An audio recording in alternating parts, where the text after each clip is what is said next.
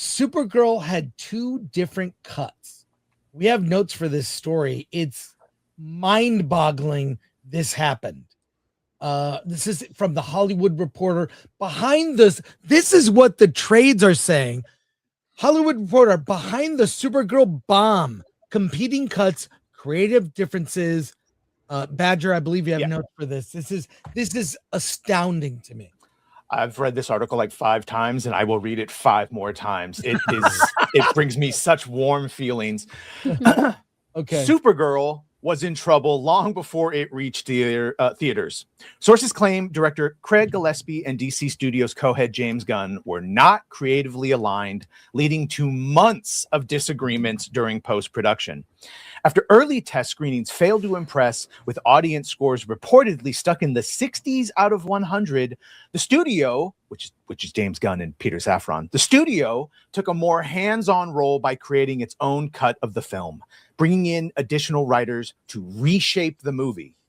The report says creative differences extended to everything from the climactic battle to the film's soundtrack. One insider described the relationship by saying, "It happens more than you think, but it's not normal," referring to the decision to test 2 competing cuts. Gillespie's version reportedly ran 11 minutes longer and featured more of the villain Krim, while the studio ultimately opted for its own shorter edit. Despite the extensive reworking, Supergirl opened to just 37.1 million domestically, making it one of DC's weakest openings in recent years. DC Studios co-head Peter Safran defended the bigger picture, saying, "While Supergirl didn't meet our box office expectations, it's just one component of a broader long-term strategy at DC Studios that we remain confident in." Supergirl has intensified scrutiny on James Gunn's leadership as he balances running the studio with directing films. One unnamed studio executive also offered a sobering assessment of the genre's future, stating, "Gen Z does not care about superhero movies. That genre belongs to millennials." What do we think, folks, on this? I mean, the idea that the studio had a couple different cuts. They had their cut, and then Gillespie had his cut, but let me share this here. That Gunn was the one responsible for that. Often that it was, it was middle made cover fun of. The middle cover was going to be Cyndi Lauper's "Girls Just Want to Have Fun" before that one. Oh, that was awful. I hated that so much. That was it was Gunn's choice. Yeah, they said it was going to be a cover of it, and there's a slower cover of "Girls Just Want to Have Fun" that I think more like a ballad. Is that what a ballad? Yeah, it was going to be like a slower version. Why do female superhero movies have to have songs or whatever? Their songs have to be about girls being girls or whatever. It's like the same thing with the Captain Marvel movie. Because of empowerment. It's female empowerment. They want you to feel that. It's manipulative. Made by committee, though. A committee thought that was a good idea. Why would you say creatives are going to have their own take on things, and it's not the Gunverse? There's the article I brought up in my video where he says it's not the Gunverse. Everything's going to feel unique and different, and then he just goes and steps in and he does it all with his taste. The problem is everything they've approached is based on some previous. It's not something original that was written. I watched Man of Steel this weekend because I don't know why. I just felt like I needed some good Superman vibes. That movie holds up. I'm not going to tell you it's perfect. There are parts I really don't like, but the Krypton stuff, the Zod stuff, Superman meeting Jor-El, all that stuff's amazing. You could save them, Cal. You could save all of them. Yes, it was so good. Now, and they both killed their villains. Yes. But here's some people who did. I'm going to show you. Here's one fan of Supergirl. Wait, do we have to slay, girl, slay? Lord. Hi, Jordan here with Cat. Today I am seeing Supergirl, the fan event at Imagine Theaters. Oh, brother. My second holiday from home. But I would like to take a second to show you the merchandise that they have. A logo bucket. Hey, I got one of those. So did why? Silhouette bucket. Okay, I think we're good. I think. By the way, I love that her beauty cleared out the entire theater. Yeah. Would I don't this know. That have was the made a target better audience for this Supergirl? movie. I don't see the problem. Right here. I don't know if you keep up with the WNBA, but That's a much better Supergirl. Doesn't everyone? Cunningham could have been Supergirl. You know, she's giving off Helen Slater vibes there. So there you go. But this is the real. Look at this. Supergirl unveils new superpower of losing 100 million in a single week. So that It's can more happen. than that, right? Yeah, it will be in the end. But this article really brings to light, like, that's a movie is in trouble when you're doing two different versions. The Gillespie version apparently was 10 minutes longer, had more of the villain creme. Am I saying that right? Yeah, From but like that Krim isn't the. Here's the real problem: is they said they were going to adapt Man of or Woman of Tomorrow, and then they didn't actually adapt it, and that goes to Anna Noguera or however. Yes. I should Right. heard someone say her name differently. Now I really don't know how to say it. But who cares? Nogari, whatever is what Greg Gillespie said. Either way, that's the script that James Gunn said we wouldn't start unless our scripts are perfect. That's what she wrote, and by her own admission, she wrote it more along the lines of True Grit than the actual comic. Like I said, the only familiarities with the actual comic are the names of the villains and the fact that Ruthie gets her parents killed. Or even in the comic, it's just her dad and it's her whole family. They didn't adapt the actual thing they said they were adapting. So it was cooked from the beginning. That's crazy. Yeah, like, and even now we're hearing lanterns. It's kind of like true to. How about, can something be original? I mean, Man of Steel drew from many different Superman stories to create something original, right? Like John That's- Byrne. Yeah. Yeah. Wouldn't Yeah. we just rather watch True Grit? Right. Right. Why does The everything thing that have- already exists. And it was his decision to put Lobo in. That was one of his notes, Alan, to Anna. And she said, it was like a homework assignment. Put Lobo in this movie. And she's like, so I just patterned him after Matt Damon in True Grit as the third character. Cooked. And funnily enough, that was the male characters were like the best ones. Yeah, but that's the newer True Grit. The one, the original with Right. John Wayne. I mean, he's like this older, eye patch, like end of the line. Like, there were more stakes, I think, in that original. I mean, the movie is dated. Right. But that movie was so great, they made a remake of it. Yeah, right. They did. I like the remake. I like. I like But the that's what I'm remake. saying That was is, amazing. I'm saying I like the remake. you're as well. copying greatness, and Yeah. you can't even copy greatness here. And the fact that we're arguing over which cut is better, it means there were problems before the film was ever shot. That they're Right. fixing I it agree. based on what they had. No, you were screwed from the very beginning with that script, and everything else is just fixing it. That's what's interesting to me is that the script was bad, and James Gunn came out and said like it was one of the best scripts that he's ever read, and you had that whole article come out about Which that. makes you wonder. He And did say that about the Flash movie. though. Yeah, He that's did what I say was- that about the Flash The movie. Flash too. was Yes, the and I best think that movie you so- ever saw. All that Yeah. stuff, That I man. gave think me that that's just confidence. on, when you I'm said gonna- that, too. Look, that's just on like James Gunn's ego, right? He thinks that his word will carry a lot of weight and people will go and see that. That He is has shit his opinions. ego. no, but And here's so the like thing. what's interesting about that article, the Hollywood Reporter article, is that like one of the biggest criticisms of this movie of Supergirl was the script. The script was bad.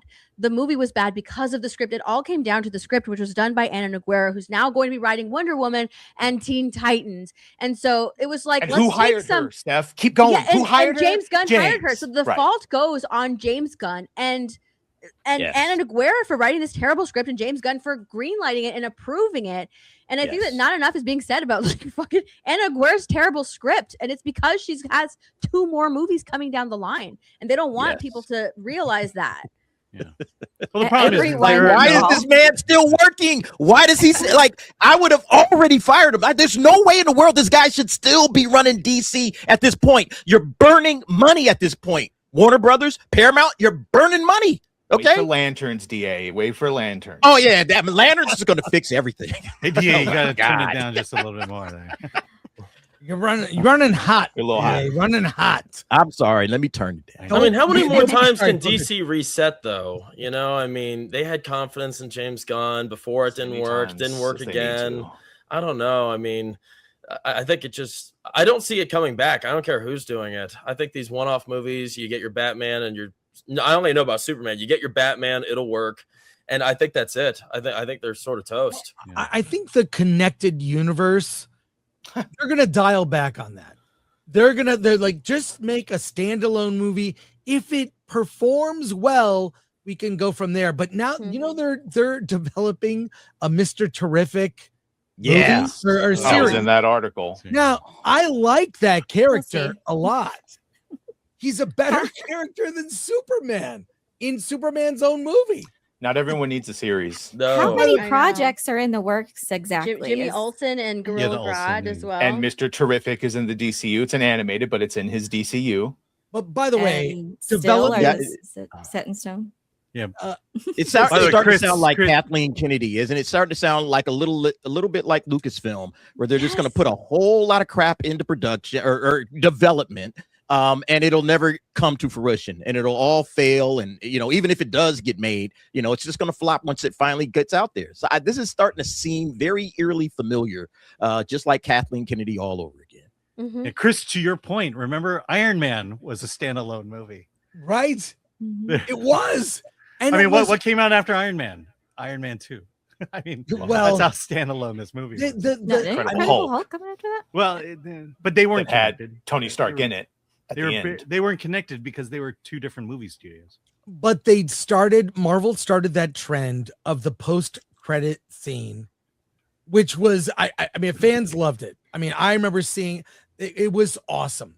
The final scene of Iron Man, amazing. That post-credit was, you're like, oh, there's a bigger world. We're There's a- right back where we fucking started. The whole point was they outed Snyder, and then it was executives fighting over Mhm. what movie. They kept all the people. And it was kind of his universe, but really Mhm. not. We're right back there. The whole point was James was going to be responsible for everything, good or bad.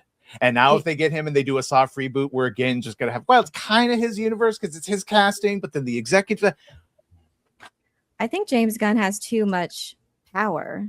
Like, he's fine in the smaller creative capacity, just directing. But now that he is in charge of, this entire production of DCU, I just don't think I think it's gone to his head. He spread himself too thin and just wants everything all at once instead of, I'm rewatching all of the MCU movies right now, and I'm doing my reviews on Twitter, and they just want, it's possible to do this. It's possible to do this connected universe and tell wonderful stories. They used to care. They used to care about these movies and worked hard to create something entertaining. They took it seriously. They took the character seriously. And for some reason, I don't know. I don't think the problem is not just James Gunn. It is way deeper than that. It's an environment that allowed this to exist. Everyone involved that led to the creation of Supergirl and allowed that to be found that to be suitable for public viewing is responsible for this. And there needs to be a cleaning out of all of those paint by numbers executives and get actual creatives who care about the art first and numbers But second. you know what you had, Elaine, with that first set of Marvel movies? You had good talent making those movies. You had Jon Favreau, you had Kenneth Branagh, you had Joe Johnston, you had like quality filmmakers, okay? Not necessarily the biggest names in the block, but you had great filmmakers that knew their job, knew what it was that they were doing, and they all had their own different take. And Kevin Feige, maybe he was getting involved, but he wasn't like, oh, I'm going to come in here and give the Feige cut because we really need to have a different look at this. James Gunn, he has to pick. Either you're a director and you're going to direct movies, or you're the studio head and you're keeping out of it and you're letting the creative talent do what it is that they do. And you're not going to hire your buddies like Anna Noguera. We're not hiring our friends. We're going to hire quality talent, just like they did with the MCU in the first phase, that get this thing off the ground. And then maybe we can start experimenting, because that's when James Gunn came in with the MCU. They didn't bring him in the first phase. They brought him in phase 2. And then, he was able to do what he did with Guardians. But that's what I think you need to do. You need to get good talent making these movies. These movies are important. And everything needs to feel different. They can't all feel the same. Everything feels like that first phase of Marvel. All of those superhero movies felt very different from one another. Yes, They're not yeah. all exactly the same. These movies are just James Gunn. Like, that's it. You've got these James Gunn movies that feel like Guardians. That's all these movies feel like. And whereas in the Marvel, they were all very different. And I think that's what people appreciated about it. And you got hyped and excited when all of these personalities and all these characters finally came together in the Avengers movie. Yep. Yeah. Wow. Yeah, think about how different that was. Yeah, the first Iron Man, the first Captain America, Yeah, the first that's Thor, true. totally different, But totally different those- runs. That it felt organic. You know, Captain America was a Captain America movie. For the first Thor movie, there was something about it that was regal and magical, and it was different. Iron Man also different. They were different flavors that came Doctor together. Strange. Yes, all We had of people them. who understood the characters. I mean, Kenneth Branagh knew Thor. You know, he Yeah. read it as a kid. He understood the character, and that's why you got that. Right. Captain America. I mean, that's Captain America's origin story. I mean, that's But notice how you're just talking about the first part, because as the phases went on, Yeah. and they do get more and more the same movie, and Yes, you start they seeing do. a Kevin Feige production on everything. Yep. Yeah. So You started to feel the someone same. said it. Gunn is cast. He's picking projects like he's already in phase 4, and it's like he skipped right to all the worst mistakes of Marvel. Yeah. Of him now having his finger in everything. Everything feels the same. There's no real connecting markers other than him, and I he's think not there's- doing a good job. Also, don't forget that Marvel Studios had the creative committee made up of actual comic book writers and artists who were, you know, had heavy influence on these stories. That's what you need, man. Yeah. I do think Gunn is, yes, spread too thin. Two, I do think he micromanages. He wants to be a part of all of it. Hey, Rob, And good to everything be- suffers. Yeah. good to see you. And so everything suffers because Gunn is spread too thin, and he wants to control it, and that's why we got Supergirl with 2 cuts. Any comment on this, Rob? I've been talking about it all weekend. Yeah, I saw. No, I look. I Rob, think you're a it's- bit hot. By the way. am I a bit hot? Yeah, while you adjust that, You- I worry you- about you, Rob, Robert. you are Lanterns- hot. You are hot, Rob. Thank you. Thank you. I think Lanterns is gonna fuck you up, man. I think they're gonna really destroy some things. We'll see. Well, I think is that better? Yeah, I, better. I Perfect. think that I think it's just bad business all the way around.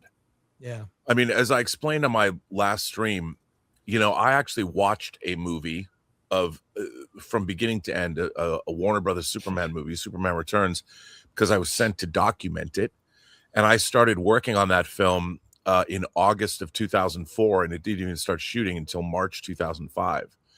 And the first thing I ever did was I went into the art department, and the production designer, Guy Dias, you could go into that art department and see architectural models of everything that was being built. You could see storyboards, and there were digital matte paintings and digital paintings being done.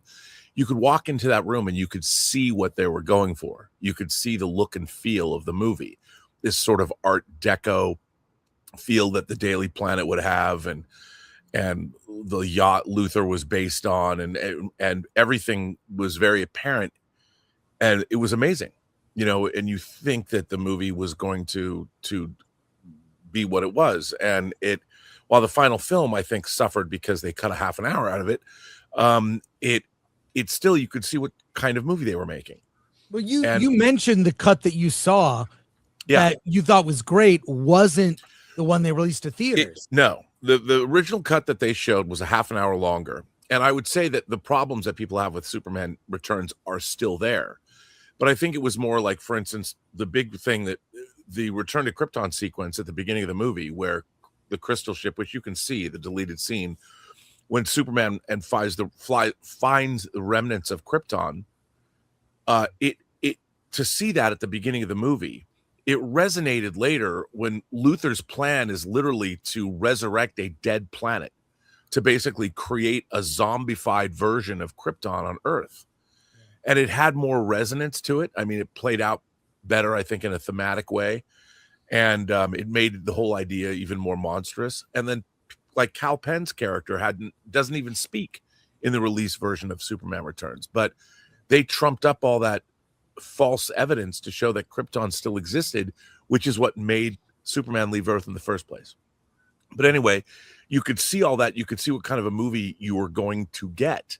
And in the case of Supergirl, I kept thinking, if the same thing were true, and you could go into the art department 6 months before the movie started filming, you could sit there and go, well, wait a minute. I mean, if we're going into space, we need to give the audiences something. It is a Supergirl movie. You can't begin with a morose, depressed Kara and end with her straight up murdering a dude. I mean, we know from everything that we've seen before, killing a man or killing an alien, it's a hell of a thing killing a man. You'll take everything he has and everything he's going to have. If you remember, you're unforgiven. It's never a good thing to straight up have to murder somebody. And in a Supergirl movie, was that really the way you wanted to go? Yeah, and her having a spaceship, I don't know. I just don't like the galactic faring Supergirl concept. I don't think Like it could have been good. You know, it should have been. I mean, coming from Krypton Maybe. and being on Argo City, wouldn't she already be a citizen of the cosmos? Or just like even like, could Kryptonians do that and just go to a place with the yellow sun and be a conqueror? It just seems like the world building wasn't well established. Every world looked the same. A cantina bar in the desert. I mean, it was just. It's one of the ugliest movies I've ever seen. Like on so many fronts, this movie fails, and for them to cite women or that they're targeting women or this is for women, it makes me even more offensive because I would say it's one of the most sexist films I've ever seen. It does all of the tropes that I've seen in a ton of other movies. They're not even creative. They don't even actually care about the character and what. One of the things that annoyed me the most was that she spent most of the time, Supergirl, lecturing I can't remember her name, Ruthie, about how wrong it is to seek revenge and to kill and murder. And then to end it that way with her just doing it herself. Like she can't even live by what she spouts. And that's what. Why do you hate women? Well, yeah, see, that's Anna, the hallmarks way- of Captain America. He has conviction, and that's what we admire. But we're not supposed to. They're not supposed to be looked upon as aspirational because it's a woman for some reason. It's okay to be bad and messy and lame. Come on, you know that. It's all right. It's to be funny bad and messy. listening to Anna Noguera talk about that scene and the reason that Supergirl kills and doesn't want Ruthie to kill is because apparently she can take on that burden. She can take that on. She's the Dark able Knight. she's able to deal with that. Right. And when she was during that interview, I'm listening to that and I'm thinking, no, she can't. You've spent the entire movie showing us that she can't handle that type of a burden. So what are you even talking about?